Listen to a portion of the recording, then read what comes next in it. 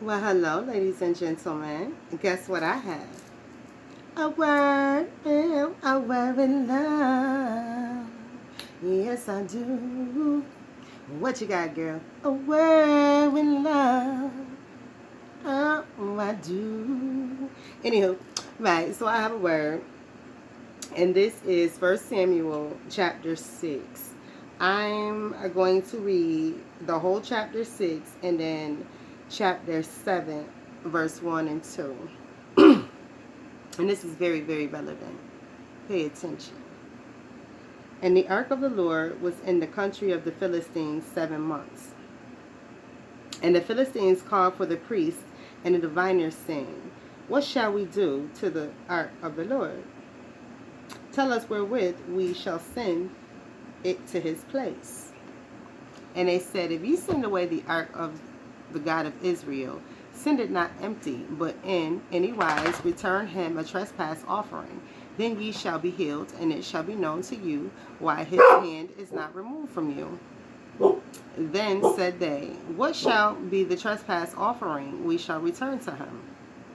They answered, 5 golden emerods and 5 golden mice, according to the number of lords of the Philistines.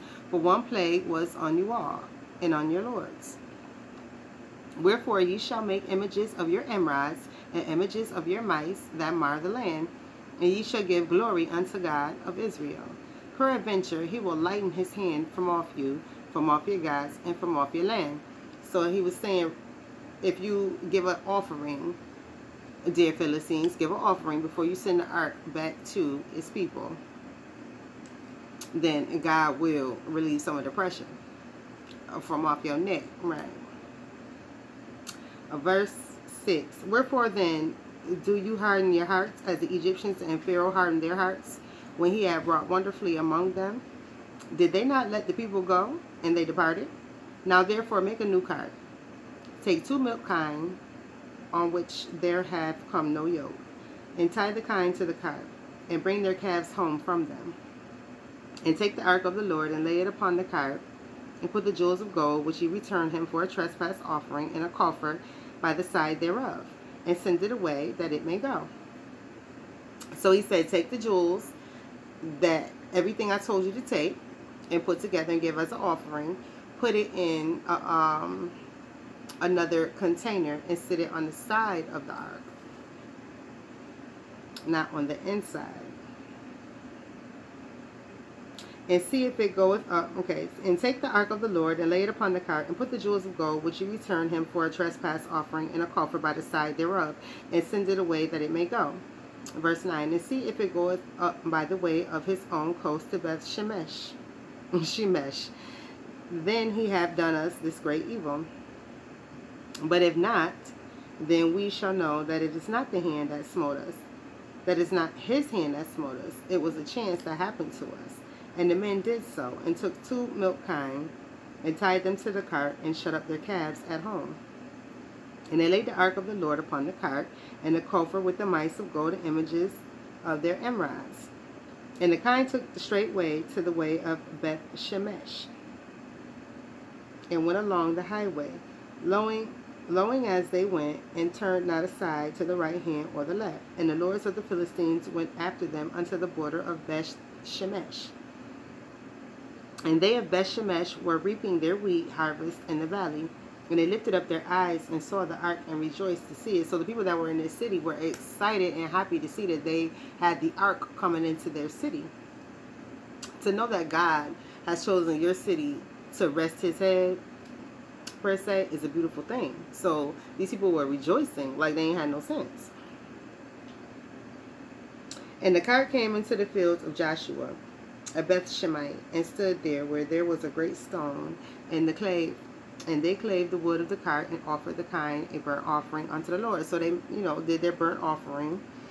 They gave a sacrifice for the fact that God said, let me test you, see how you are, right? So they gave their burnt offering, and the Levites took down the ark of the Lord and the coffer that was with it, wherewith the jewels of the gold were, and put them on the great stone. And the men of Beth Shemesh offered burnt offerings and sacrifices the same day unto the Lord. And when the 5 lords of the Philistines had seen it, they returned to Ekron the same day. So the people were Israelites. So the Levites were the priests. So they were giving their burnt offerings. They were praising God and thanking Him for returning the ark returning the ark back to them, meaning giving them these jewels and stuff, giving them a trespass offering. They did something, and they atoned for it by giving them jewels and things.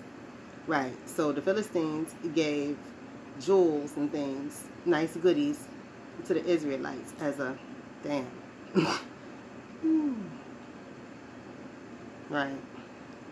My bad. Forgive us. Right. You see how I said it, right?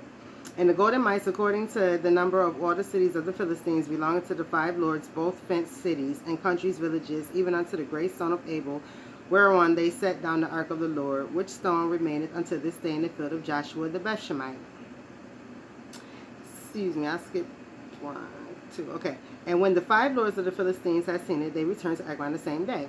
And there these are the golden emeralds which Philistines returned for a trespass offering unto the Lord. The Ashad one. So the sacrifices that they gave were for these places: Ashad, Gaza, Ascalon, and Gath, and also Ekron. So they gave these jewels and stuff on behalf of these different cities. You heard I say Gaza, right? Right. And the golden mice, according to the number of all cities of the Philistines, belonging to the 5 lords, both fenced cities and countries, villages, even unto the great stone of Abel, wherewith they sat down on the ark of the Lord, which stone remaineth unto this day in the field of Joshua the Bethshemite. And he smote the men of Bethshemesh, because they had looked into the ark of the Lord. Even he smote of the 50,000. Even he smote of the people 50,000 and 70 men. And people lamented, because the Lord had smitten many of the people with a great slaughter. Those people got nosy. Where the ark just went to, they opened it up, and God killed a bunch of them. Right? God said, "I know doggone well. Didn't nobody go peeking at nothing." Right? Right. And the men said, "Who is able to stand before the holy Lord God? And to whom shall he go up? Hold up. And to whom shall he go up from us?" Right?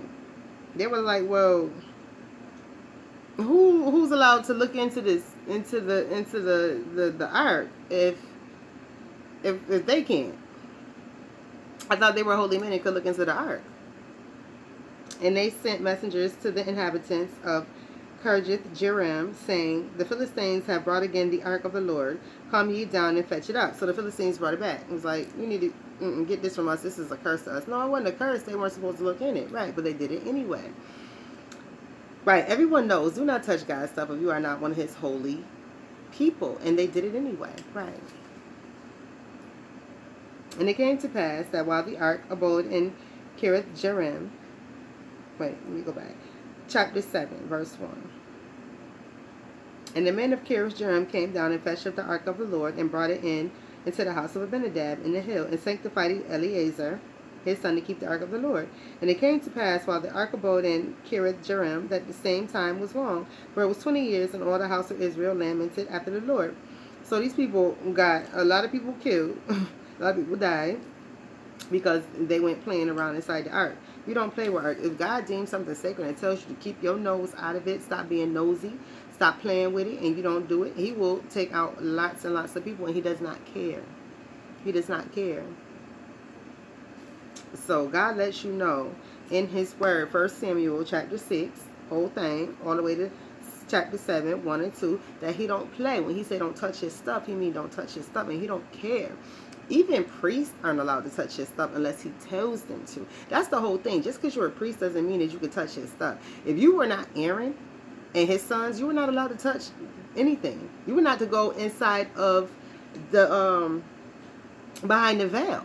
Yes, there were thousands of priests, but only a certain amount of priests could go behind the veil, which was Aaron and however many sons he had. They could go behind the veil. Moses could go behind the veil. That's it.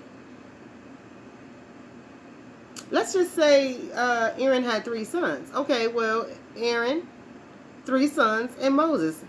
That's 5 people. Only 5 people were allowed to go behind that veil and touch the ark. Right.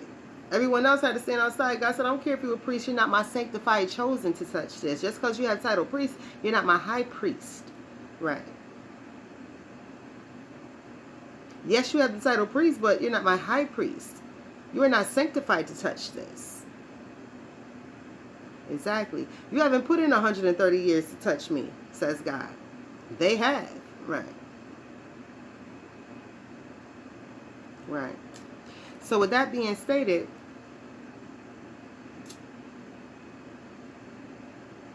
people need to understand that you out here playing with the word like it's a joke, and you're killing your own family, your people, your friends, whatever. Because God ain't taking you out. He's taking things out around you. He's creating situations for you to sit down and you're not taking heed to them. God is making you sick and you taking your medicine and still creating havoc.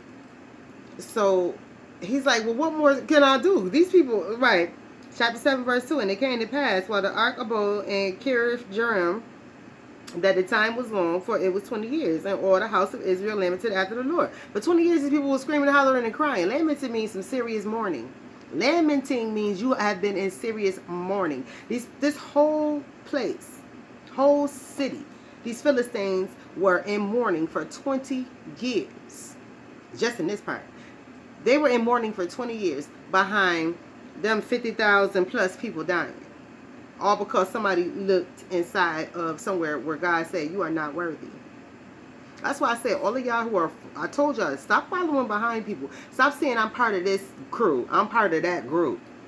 Because when your leader is janky, you become janky too. You say, I accept everything that my leader does. You say, if your leader go out killing people and you still follow them, you saying, well, I accept the fact that my leader's a murderer. I accept if they are molesting kids and you still follow them, I accept the fact that my leader's a child molester. These are the things that you're saying. When you follow behind people that you know are doing some stuff that's immoral, but you continue to follow behind them. And then you wonder why your life is janky. Right. You looking at your leader thinking everything is all good and dandy with them. No, their life is falling apart. And you'll see it soon. Y'all see a lot of it through these card readers. Their lives done fell apart. Right. That's a beautiful elevator. Right. Elevator ride down. For a lot of different people, right? Because I told them, stop reading those cards, stop preaching about God, stop doing this, stop doing that. No, they told me, stiff it, chick. So I shut the hell up, right? And guess what? Right. God still took them down, right? Right. Woody Woodpecker them, right? So with that being said, he poked all kinds of holes in them, right? Oh, you a matrix? Oh, you a portal? Oh, you a this? Oh, you a that? Let me help you out, sis. Right? God don't play, right? When God says sit down, that's what he means. And right, if you don't listen to his little fire, what did I say? The big forest fire comes out. Right, it really does. So that's what's taking place right now. God said, I saved y'all one time, Philistines. And what y'all do? You turned y'all behinds right around and did something I told you not to do. And then you went into fear and trembling and had to go into mourning. And you've been there ever since. Right.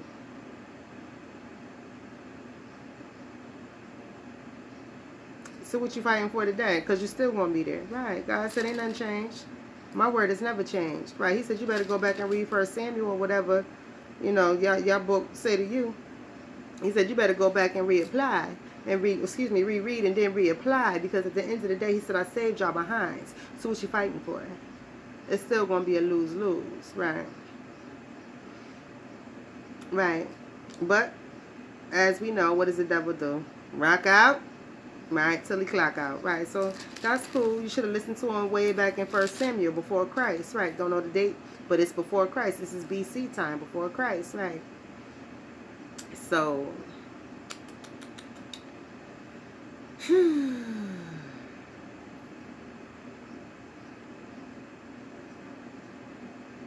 right, you guys haven't put away the strange gods, and that's just verse 3 of chapter 7 in 1 Samuel. You didn't put away your gods. Your heart wasn't with the one true God, Philistines. You did not put away your strange idols, your strange gods. You kept those among you. And that's what kept your heart away from God. When you hold on to something for dear life, even your own life, You don't trust God, right? God says you are not with me. I test people in all kinds of ways, and people fail in the simplest little ways, right? Right. You say you feel sick. I say stop drinking coffee. You don't stop drinking coffee. Then you, right, wonder why you, right.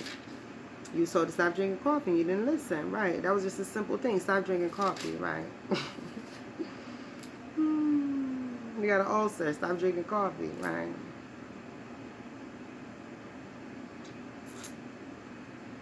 So, simple instructions people are not following. And that's basically what it came down to. They knew not to open that. But because they felt like they got chosen, well, now any of us can open it now because our city was chosen. Absolutely not. Absolutely not. I may work at a facility, but I don't have the right to go sit in the president's chair. Right. Even if the president is a nurse. The president of my facility could be a nurse. But I don't have the right as a floor nurse to go and sit in the president's chair. First of all, that's a right. There's levels, right, as to why I shouldn't even be in their office, right? Unless they invite me in, correct. So with that being stated, title in one area doesn't give you access to another. Understand that. There's levels, right? So you all have a beautiful morning. I don't know what I'm going to do. We'll see. I'm going to get something to eat. Right. Have a great morning. Right.